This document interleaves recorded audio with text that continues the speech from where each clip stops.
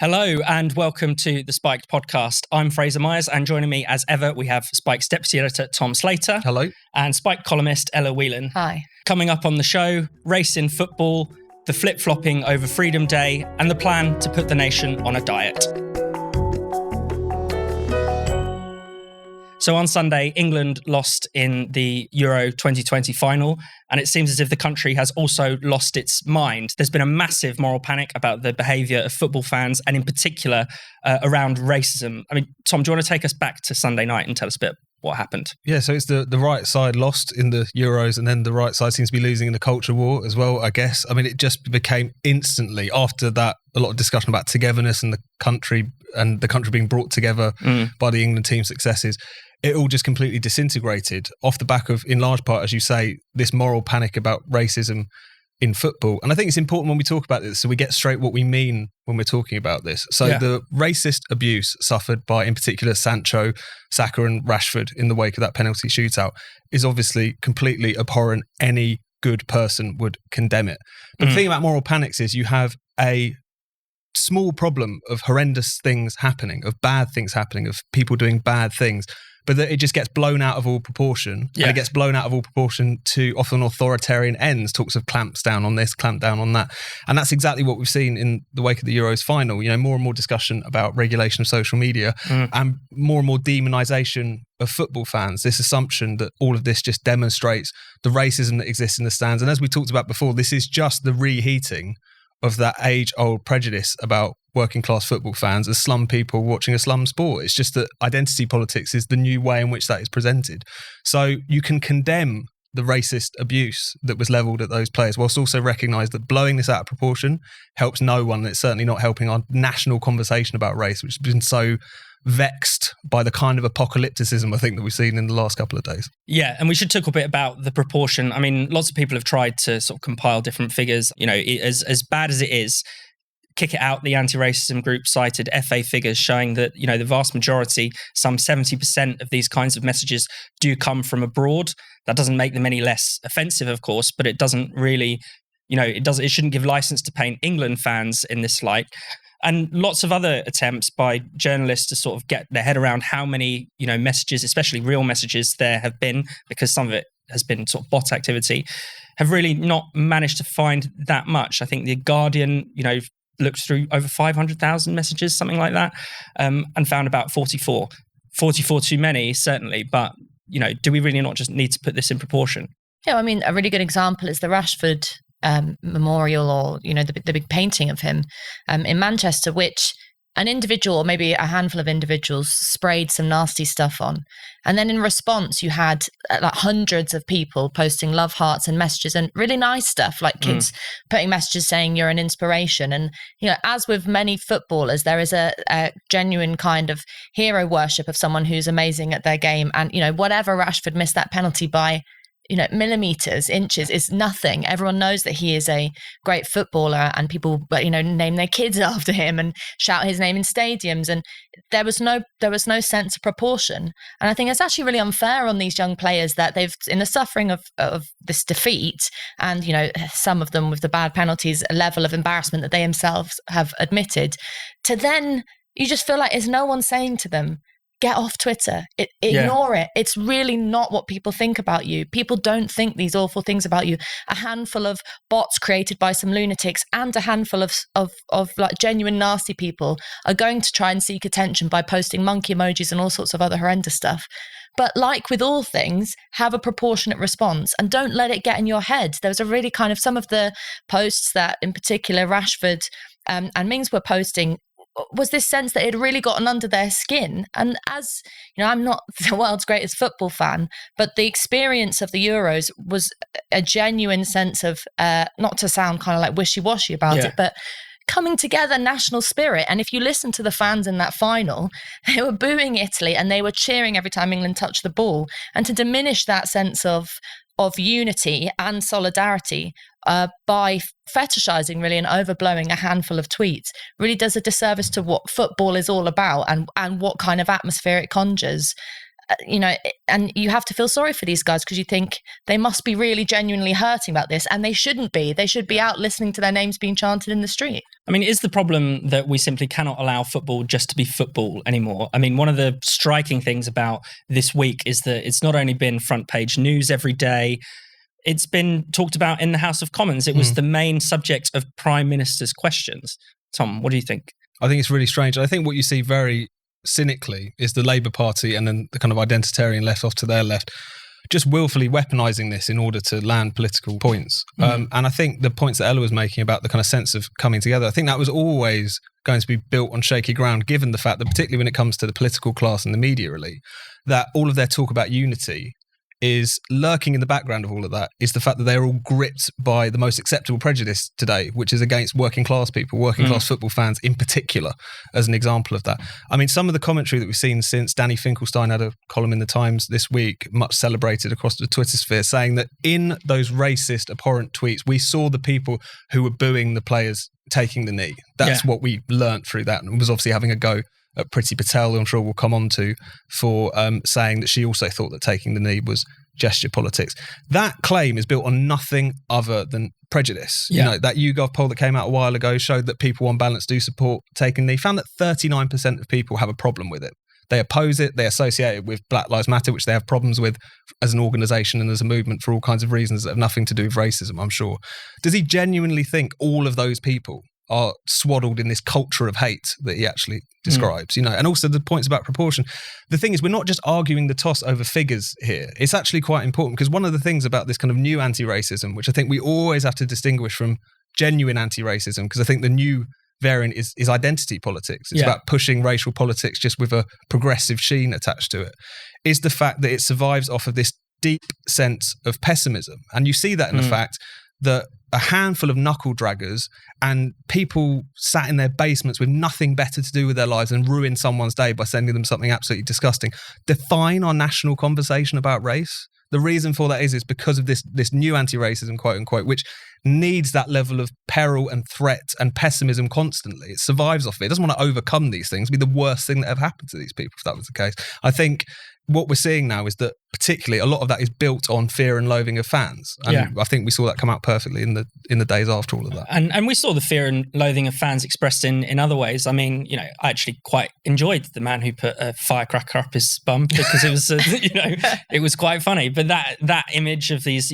fans behaving raucously, again, is used to tarnish the entire nation. Look at these disgusting hooligans. Look at the, these drunks. They can't handle their drink. They can't behave. What do you make of that? You had James O'Brien the next day saying, "Oh, this government wants us to talk about personal responsibility." Mere hours after we've seen a guy with a flare up his arse in Leicester Square. It's like, no one puts a flare up their arse and thinks it's a sensible thing to do. There's just this ridiculous level of bad faith. You've obviously never been in a football crowd. You've never been on a good night out. You understand that people sometimes do stupid things, but there's this, that we've written for years on Spiked about the changing nature of the way in which we approach football and the changing nature of football audiences.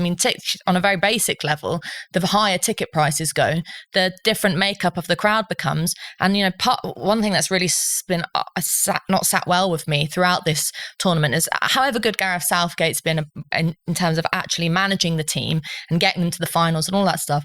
The main discussion about him in the media set, often for people who aren't football fans, isn't it so wonderful that he gets them photographed on blow up unicorns and he celebrates their vulnerability and he's such a lovely guy. And really what they're saying, it's not that there's any benefits to being those things, because obviously it's a nice thing to be a good guy, but that he's not like that. He's not like that dirty kind of part of football that we don't really like, when people sing songs that are a bit political or contentious, or when they spit or when they swear. And it's that kind of, like you said, the kind of loathing for what is always historically been a working class sport. I mean, if you talk about gesture politics with Priti Patel, the thing that strikes me, and I have to say, I'm so sick of talking about taking the knee now. And there's this, it's for most fans, that is their sense. Should we just back up a second and introduce the controversy around Priti Patel, because we should talk about that in depth.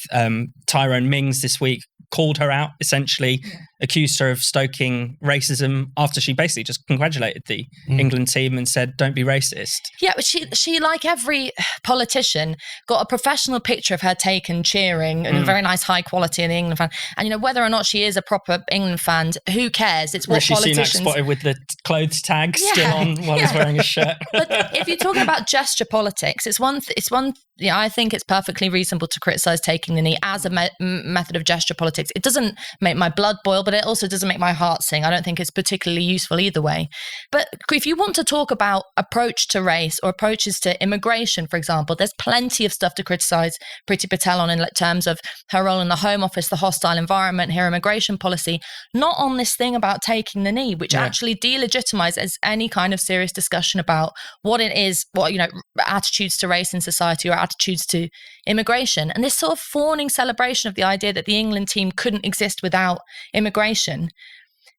Are immigrants always immigrants? Are they never England players? Yeah. Are they never British citizens? Are they there's this real patronising approach to it, which is drippingly middle class, and it's just going to put more and more people off having a sensible discussion about this. The other thing around Priti Patel, I mean, I'm not entirely sure what cycle of the outrage we're at the moment, but in response to Tyrone Ming's tweets, then you have a kind of racist backlash against Patel, you know, essentially a kind of left-wing identitarian racism. This is one of the sad products of this kind of racial identity politics, where, you know, Asian people, black people who don't agree with BLM, who don't, you know, buy this line that they're oppressed, suddenly find themselves on the receiving end of some really disgusting hate.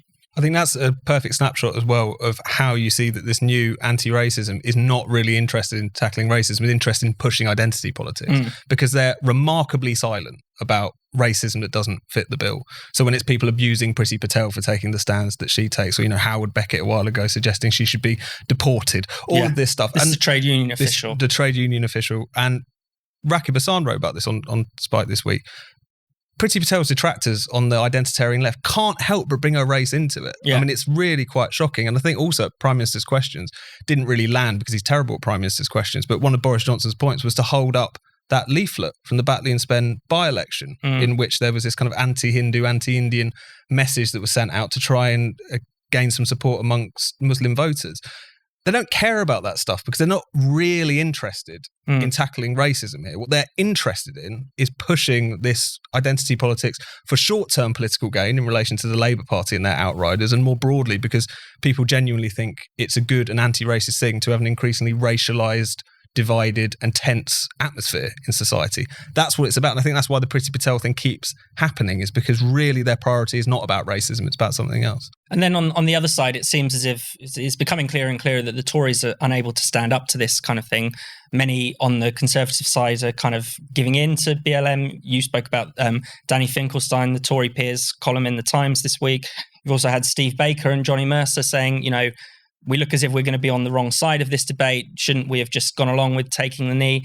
I mean, what do we make of that? Why are the Tories unable to articulate what a substantial number of the public feel, that, you know, actually this is not the anti-racism that I know before. This is something different. Yeah, well, the important point that you make is that they're worried about looking like they're on the wrong side of the debate. So, you know, not to kind of sound like a broken record, but if you did want to do something concrete about approaches to, you know, it seems to me one of the most important discussions if we're talking about racism or xenophobia or things like that in the UK is to talk about immigration policy, or to have that debate, which since the Brexit vote, even though there's been so many moral panics about it, has never actually been had out as a political discussion. They're not interested in doing anything there. What they are interested in is what the optics are on social media. Yeah. And, you know, sometimes it feels like a bit of a crass point to say, oh, you know, Twitter isn't real life, but it really isn't. And yet you have the sort of, feels like policy almost being made, and, you know, SPADs behind the scene briefing their ministers on what they should tweet, on what they should brief the papers on to maintain an image. And I know politics has always been mostly about performance rather than substance, but there's a real cynical aspect to this, because they also know that Twitter isn't real life in terms of the makeup of people that are on that. What they're really doing is trying to curry favour with a certain section of a media class, and basically throwing out the views or dismissing the views of a wider public. So, you know, that most people don't have a particularly strong view on taking the knee. It's a bit like wearing the poppy or stuff like that. It's a gesture that some people take. What they object to is the idea that if you don't engage in this gesture, that you are wrong-headed, in the same way that if you don't say trans women or women, you are a bigot, or all these things that we've talked about on this podcast. It's forcing people into a certain way that gets their backs up, rather than actually often the actual substance of what you're talking about. I think on that point about the substance, I think to the extent that the Tories have engaged in the cultural war or wanted to take it up to a certain extent, they've done it in, at best, an incredibly superficial way. Yeah. And I think what they miss is the fact that underpinning this is not just kind of unending arguments about things that don't matter. There's just things that really matter in all of this. And I think a lot of it, when it comes to race and the culture war, it is basically that battle between anti-racism, we might previously have understood it, and this new racial identity politics, and which of these is going to win out. Is it going to be the older form of politics which saw race as something to be transcended, something to be gotten over, and that celebrated progress because that was the thing that you wanted to achieve? Or is it this woke politics which believes that there has been no progress whatsoever, which is desperate to paint society in racial terms, to reorganize society on racial terms, and is so attached to things being bad that they invent these moral panics in order to keep the whole show on the road? That's when you're talking about taking the knee, in a sense, is the kind of broader issues at play. The Tories, either because they're kind of not sophisticated enough to see this, or just don't have the stomach for the fight, either of which are entirely plausible. They don't get that. The thing about the culture is it can seem silly and frivolous because you end up having arguments about knee taking or this or that. Yeah. But underpinning it is something very important. And I think maybe that's something that the Tories, or at least a lot of people, don't seem to grasp at this point. I just wanted to take a moment out of the Spiked podcast to tell you a bit about Spiked Supporters. Spiked Supporters is our thriving new community of people who donate to Spiked. Anyone who gives £5 or more per month or £50 or more per year is eligible to become a Spiked supporter. And that comes with some really exciting perks. Spiked supporters can comment on articles, get free and discounted tickets to events, get a discount on all our items in our shop, and bookmark articles as you browse. This is our way of saying thank you to those of you who so kindly and generously donate to Spiked. It's only thanks to you that people all over the world can access our content for free. And if you don't give to Spiked yet, now is the perfect time to start. You can do that by going to spiked-online.com/supporters. That's spiked-online.com/supporters. You can become a Spiked supporter today. Now, back to the Spiked podcast. And sticking with the Tories flip-flopping, let's talk about Freedom Day. It's still sort of going ahead on the 19th of July, but it feels like, we say the same thing for every week. It's almost as if we take 2 steps forward and 1 step back. So, we've had the rows over masks. Will they be mandatory? No, they're just expected, but that's kind of like social pressure to keep them on. There's also been discussion about introducing vaccine passports, COVID passes to all kinds of hospitality venues when we're supposedly free. What have you made of this latest week of flip-flopping? Well, we've said it before that half the importance of a Freedom Day is to actually remove legislation and to open up and to do practically to reopen society. The other half of it is to give a political message of saying, all right, this is now coming to an end and normal life is a very important thing. It's not just a nice idea, and it's something that we have to actively try and reinstitute. And the Tories have, Boris Johnson it has failed on the practical measures in terms of, this whole flip-flopping on masks and, the war now happening over whether or not there will be mandatory vaccinations in care homes. But he's also most majorly failed on the ability to put forward any kind of positive or inspirational message to combat the very real problem of a remaining level of fear in society and a remaining level of tension over whether people think they actually do want to or can come out. To focus on the mandatory vaccinations in care homes, it's a really good example of where cynical things happen in government and how I think in particular Boris Johnson allows certain people to be thrown under the bus because, and I'm genuinely conflicted on this. Anyone can see that the pandemic has put social care workers under extreme stress. They are badly paid. They have, a lot of them are on 0 hours contracts. It's a lot of the time a really crap, hard job to do, but it's very important. And to then demonize these people now by suggesting that they're all awful and need to be forced by the state to be vaccinated, rather than having a sensible discussion of, we've got a problem that lots of people aren't vaccinated, perhaps we want to get a little bit heavy on the social pressure in a positive way to try and get them to come around to this very important thing of getting vaccinated.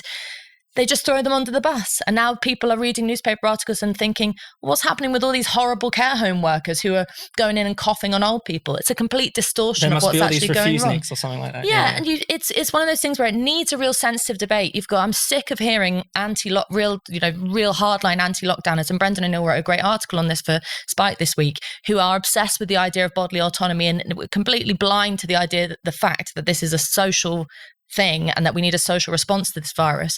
But on the other hand, you then have this sort of that Rob Lyons wrote about, this sort of very carefree way of treating workers' rights, and the suggestion that what a care home worker thinks and feels about their own body is irrelevant. Yeah. There has to be some kind of space for debate about this without governments using it as a means to just avoid having a spotlight shone on what they're doing wrong. And also on the kind of broader question of, vaccine passports, it feels as if that's something that's just going to be decided on a whim, basically, by, whatever mood Boris Johnson or Sajid Javid are feeling in at the time, because we've been, they've been asserted and then taken back and then asserted again so many times. There's been a lot of talk about taking responsibility. The government at this point doesn't want to take responsibility for the policies it quite clearly wants to pursue. And I think we see that with vaccine passports now. We see that with masks.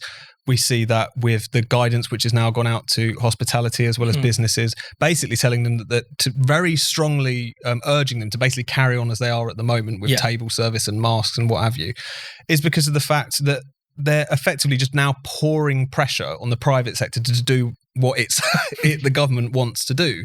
And one of the things that I think is worth sort of underlying here is there's a lot of discussion, rightly so, about the use of fear during the pandemic. But it's important to remember the culture of fear, it grips politics and politicians themselves. They are terrified of making decisions. They're terrified of what's going to happen. A lot of that is informed by the fact they have no principles to stand by. They have no broader vision. They're also terrified of public opinion, or what they assume to be public opinion. A lot of this just shows how they themselves are gripped by this sense of fear. They themselves cannot take responsibility for what is actually going to happen. And so we end up with a situation where you have Freedom Day, where supposedly people can take off their masks, where supposedly the restrictions in hospitality are going to go away.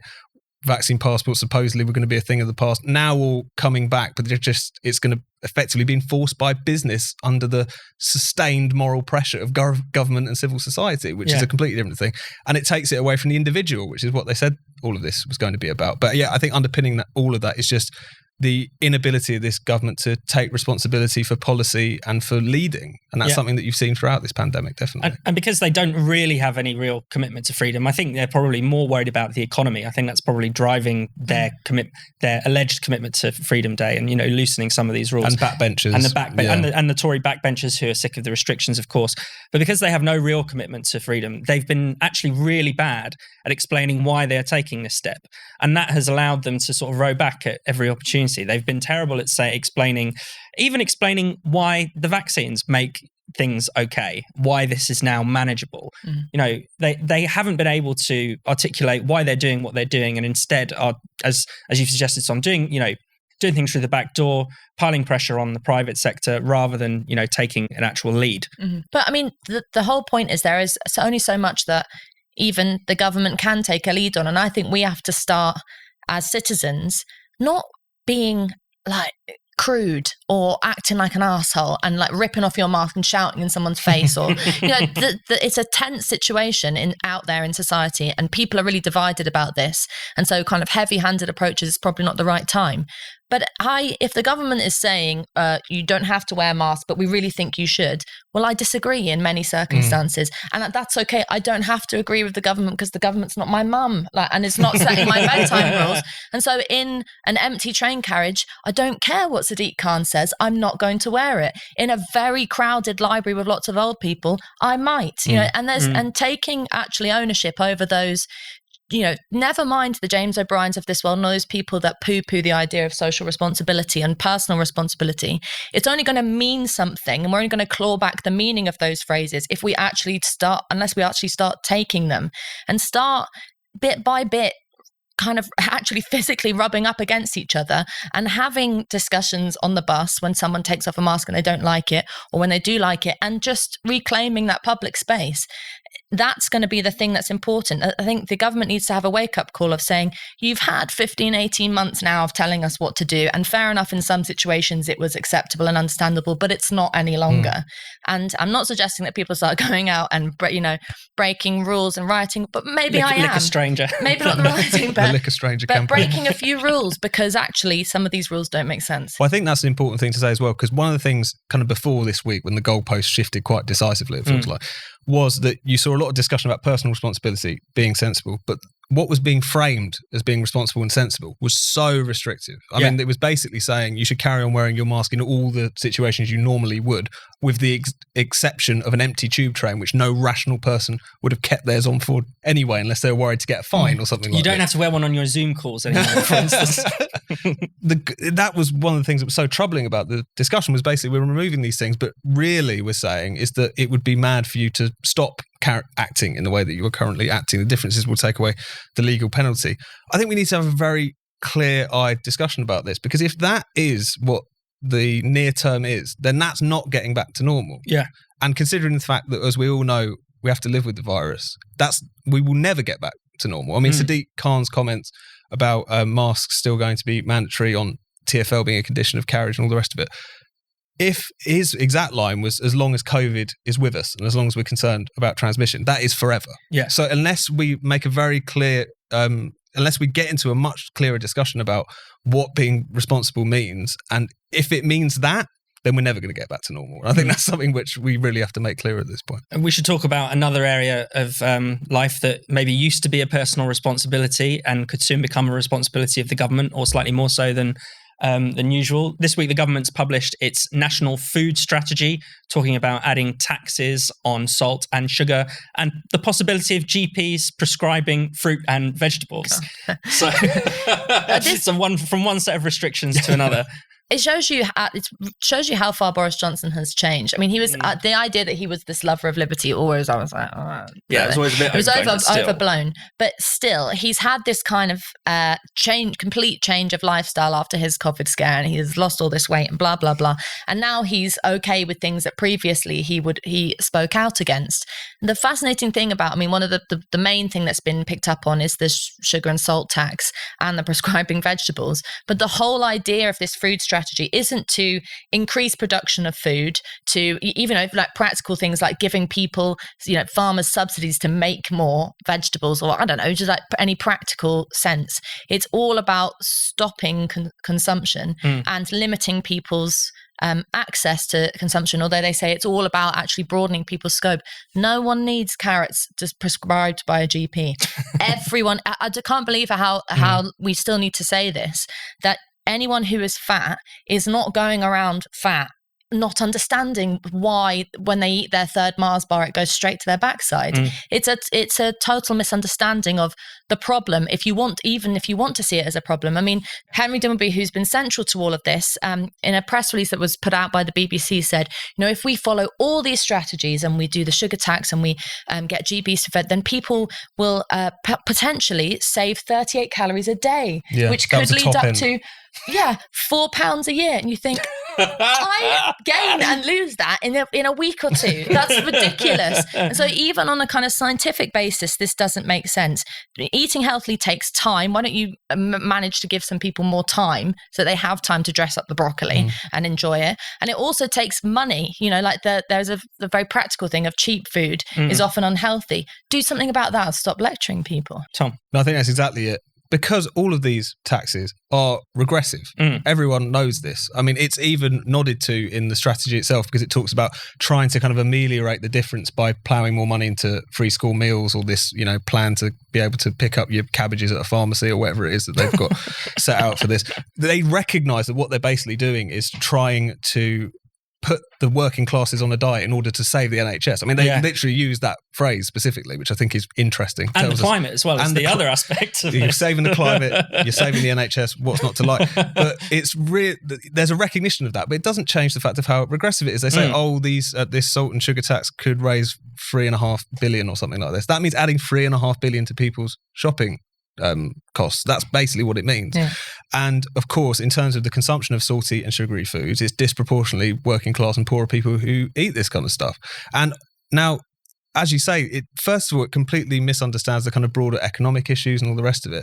But also, you just kind of think of all the things to obsess about in relation to the quality of life of working class people. What they eat seems to me to be just moralism. I mean, it's like that famous off-quoted paragraph in Road to Wigan Pier, George Orwell, talking about, a millionaire might like to snack on biscuits and orange juice, but someone who's unemployed doesn't. They want something tasty. That's not a crazy thing. It's not to suggest that working class and poor people are incapable of eating healthy. They're incapable of taking in that information and trying to better their diet, and that wouldn't be a good thing. It's just to put things in a little bit of perspective, not to moralise about it, and not in the pursuit of making these people's lives better, make them worse off. Yeah. That seems to me to be quite a clear thing. But again, there's some recognition of it, but not really, obviously. But also, if there are things that we could do better, for example, it links in with like the housing crisis, the fact that so many people are living in crappy little flats. I mean, the pandemic's shown us that space is such a premium, that why not build a few more,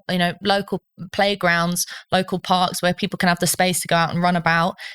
Do things that give people more choice and more access to resources rather than limiting them. And there's also the question of, people go on endlessly about eating disorders, and especially with young people, mental health issues, and how you've got to kind of cosset them. And we have criticism of that in a different frame. I tell you, pathologizing sugary food and encouraging kids to calorie count or check the salt labels on their crisps is one sure way to give them an unhealthy eating habits. I mean, that is really a way to give a kid a complex. You want to be avoiding that at all costs. And this food, whether it's full of sugar or not, is food. It still feeds you. It's still going to keep you alive. Like, we need to have a sort of a sensible approach to this, which says you don't also want to teach kids that they have to be absolutely obsessed, and adults as it happens, with everything they put in their mouth. Food is to be enjoyed, not to be obsessed over. Thank you so much for watching the Spiked podcast. We'll be back right here next Friday. And to make sure you never miss an episode, why not hit the subscribe button and click the bell? In the meantime, why not check out all of Spike's other content at spiked-online.com.